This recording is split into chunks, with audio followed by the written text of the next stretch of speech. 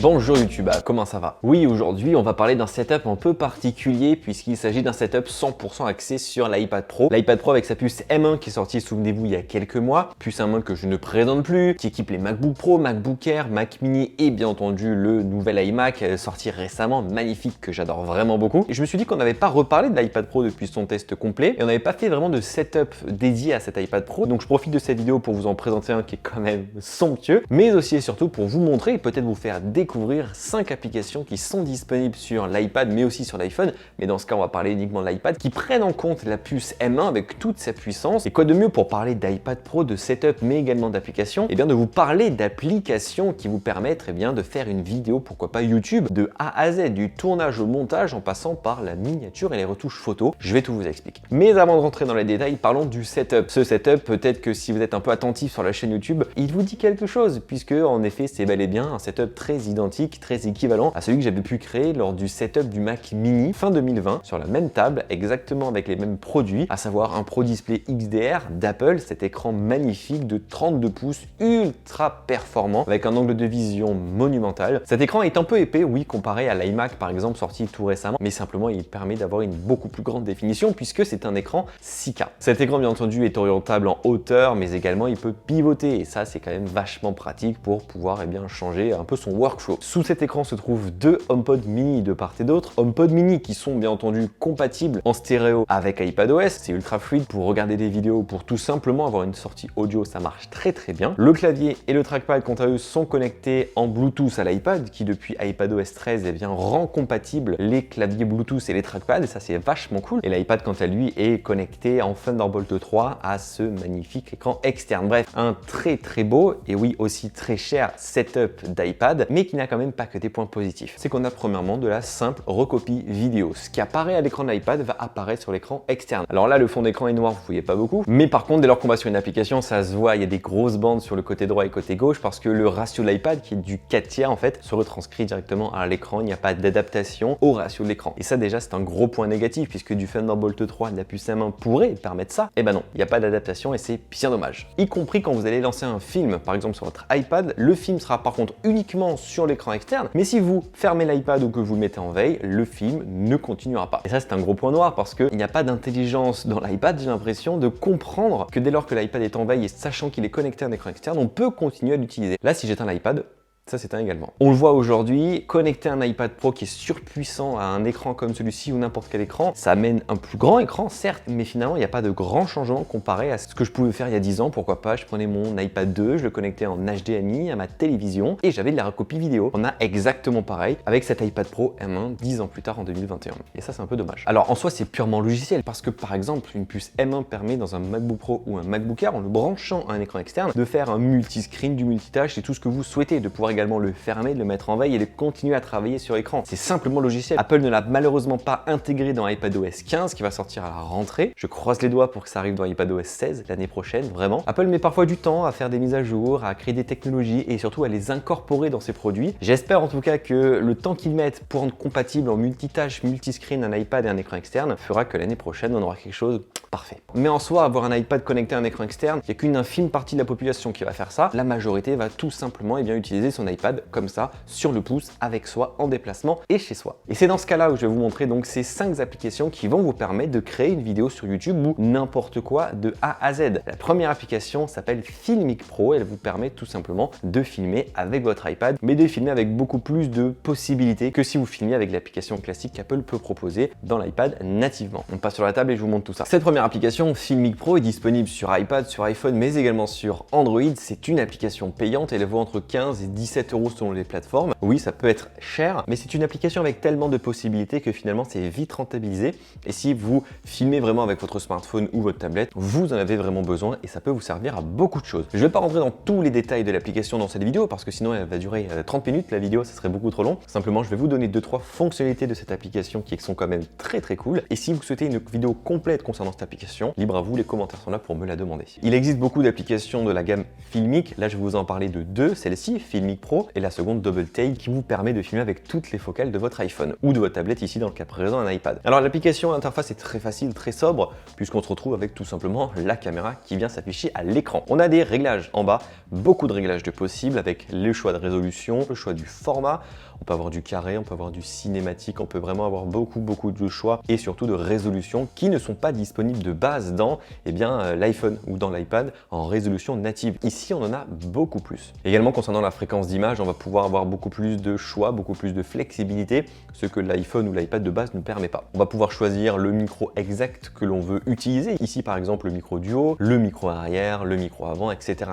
Y connecter des micros Bluetooth. Si vous utilisez cette application sur votre smartphone, vous allez pouvoir le coupler à un stabilisateur externe et automatiquement joindre les deux et les connecter ensemble. Et ça, c'est uniquement via cette application. C'est très cool. Bref, il y a beaucoup de choix de réglages. Et ensuite, ici, vous avez dans ce petit menu la possibilité de choisir la caméra que vous souhaitez prendre. Ici, on est sur du grand angle. On peut partir sur de l'ultra grand angle. Si vous avez un iPhone avec, pourquoi pas, du téléobjectif, vous prendre le téléobjectif. Mais ça, c'est pour filmer uniquement avec une focale. Il y a une autre application qui existe, Double Take, qui est celle-ci qui vous permet, par exemple, sur l'iPad, d'avoir tout simplement tous vos flux affichés à l'écran. On voit que l'iPad a tout simplement 3 caméras, 2 à l'arrière et une à l'avant. Et puis, on va tout simplement pouvoir choisir avec lesquelles on veut filmer. Moi, je veux l'ultra wide et le wide. On confirme. On va avoir les deux positionnés ici. On peut tout bouger. On peut s'amuser vraiment à placer exactement comme on veut les images. Et ça, c'est vachement pratique. Cette application Double Take, elle est gratuite. Elle est disponible sur l'App Store ou sur le Google Play Store. Quand on revient à Filmic Pro, on retrouve ici un rond et un carré sur l'image. Ici, ce petit rond, c'est pour l'exposition. Tout simplement, les réglages. Vous le mettez où vous souhaitez et ça va venir s'adapter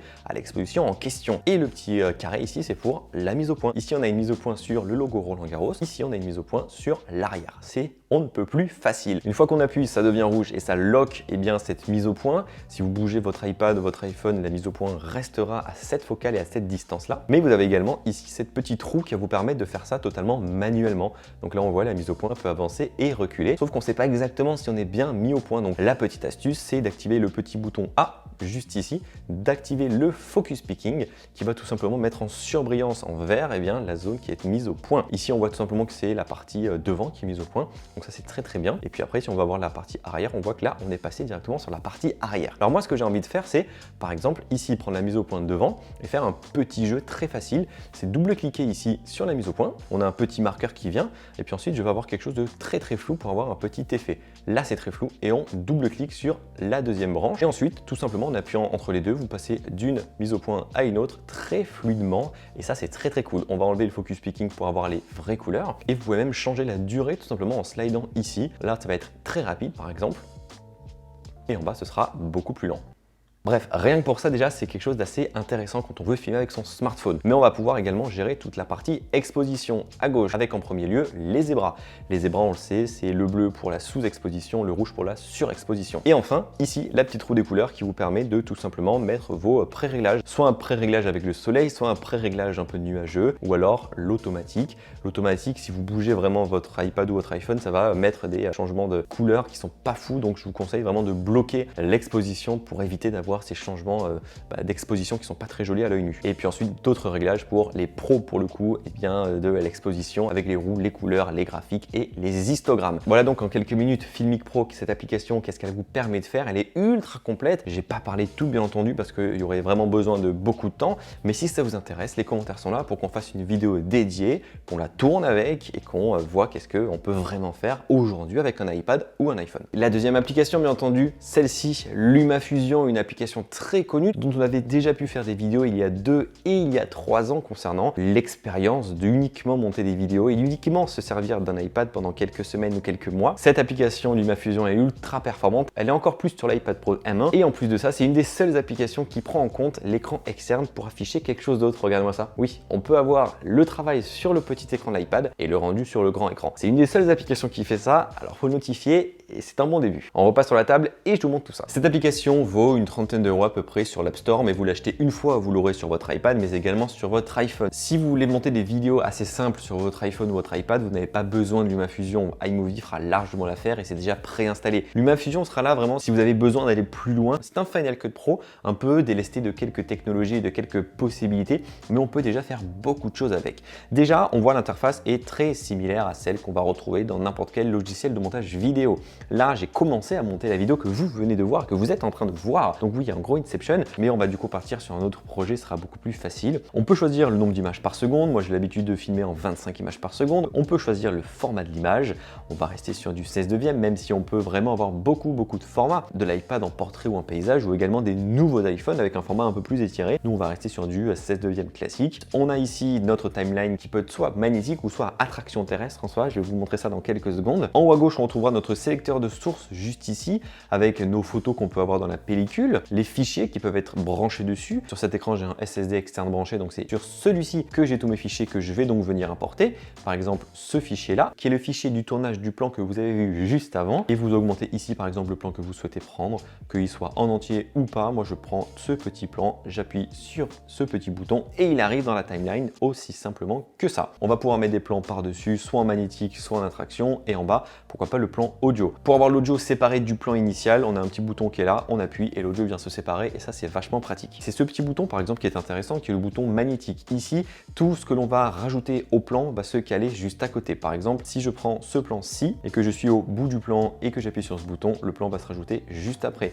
Si je reprends ce même plan et que j'enlève la timeline magnétique, je vais pouvoir aller sur ce plan, puis surtout après pouvoir le bouger n'importe où et pas uniquement être à chaque fois collé au plan précédent. Les gros logiciels qu'on a sur ordinateur le permettent et c'est rare d'avoir ça sur iPad et c'est bien pratique. Pour revenir sur ce petit bouton de source, on a également tout ce qu'on va avoir d'importé dans l'iPad depuis des fichiers externes. Les Storyblocks également, qu'est-ce que c'est? C'est un achat in-app qui va vous permettre d'avoir des plans de toutes sortes de monuments, de rues. Vous mettez un mot-clé, vous aurez un plan libre de droit une fois que vous avez payé l'abonnement. Les titres, bien entendu, que vous allez pouvoir rajouter par-dessus votre plan. Il y a beaucoup de titres qui existent et vous allez pouvoir tous les personnaliser, tout comme les transitions que vous pouvez avoir en fondu, les transitions avec un zoom sur le plan A vers le plan B. Il y a beaucoup de transitions qui sont bien pratiques. Le plan lui-même, dès lors qu'on vient de double-cliquer dessus, nous permet d'avoir tout simplement tous les outils. Par exemple, ici, on est sur le cadre d'ajustement qui va nous permettre soit de zoomer, soit de dézoomer dans le plan. On peut faire à moitié à gauche, à moitié à droite. Il y a beaucoup de choses prédéfinies sans devoir vous-même le faire manuellement. Ça, c'est ce que j'aime bien dans cette application LumaFusion. On peut ici gérer la vitesse, on va pouvoir ici gérer la stabilisation. Si jamais vous avez un plan qui bouge, vous pouvez le gérer ici. On peut bien entendu prendre des plans et les superposer sur d'autres plans, il n'y a aucun problème. Vous pouvez faire ça jusqu'à 6 plans et ça prend bien entendu en charge de la 4K, il n'y a aucun problème. Encore une fois, je vous présente quelques applications en surface sans trop rentrer dans les détails, que sinon vraiment la vidéo serait beaucoup trop longue. Mais si vous souhaitez une grosse vidéo, voire même une série de vidéos sur LumaFusion, parce qu'il y a beaucoup de choses à dire, n'hésitez pas à me le dire en commentaire, tout comme Filmic Pro ou tout comme, pourquoi pas, les prochaines applications qui arrivent juste après. Et enfin donc, les deux dernières applications concernent la miniature, parce qu'une vidéo YouTube sans miniature, vous n'allez pas faire grand chose. Il s'agit bien entendu de Pixelmator et de Pixelmator Photo. On repasse une dernière fois sur la table et je vous montre tout ça. On va donc faire désormais la miniature via Pixelmator en passant par Pixelmator Photo, deux applications qui sont complémentaires, même si j'aurais préféré que les deux soient une seule et même application. On va commencer par Pixelmator Photo et cette photo donc qui sera la miniature de la vidéo. On va servir de l'Apple Pencil sur l'iPad, mais vous verrez que dans Pixelmator Photo, c'est pas non plus l'application la plus adaptée. On va faire modifier et on se retrouve en haut à droite avec le petit logo ML. Ce petit logo, on va appuyer dessus et ça va tout simplement directement, instantanément même, et nous changer tout simplement la luminosité et je trouve ça assez dingue parce qu'en une fraction de seconde, on est passé d'une photo un peu plus lumineuse à une photo beaucoup plus adéquate. La deuxième chose que je fais souvent, c'est le ML Super Résolution. J'appuie juste là et directement, il va y avoir une analyse de la photo qui est très rapide et qui va tout simplement me donner une photo beaucoup plus nette et beaucoup plus détaillée. Détaillé, non détaillé, détaillé, non détaillé, ça se voit beaucoup sur les logos d'application et c'est assez bluffant parce que du coup de loin, c'est beaucoup plus impressionnant. Vous avez ici tous les histogrammes, les diagrammes et les roues de couleurs pour vous-même, pourquoi pas, changer la colorimétrie de votre photo. Mais moi, je l'ai déjà fait, le ML m'a largement suffi. Moi, cette photo, elle me correspond en tant que telle, en tant que colorimétrie. Maintenant, on va passer sur Pixelmator pour retoucher 2-3 trucs. On a une interface très proche puisque c'est le même éditeur, c'est la même application, mais cette fois-ci, on va pouvoir travailler un peu cette photo.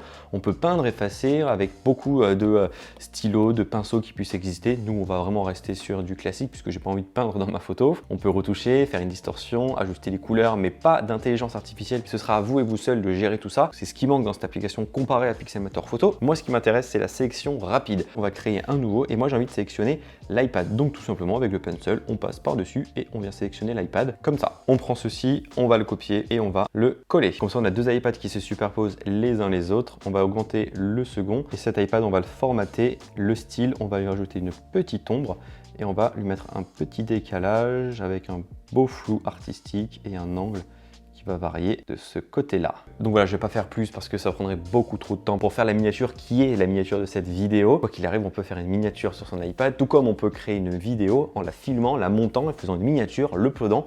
Bref, on peut tout faire sur un iPad.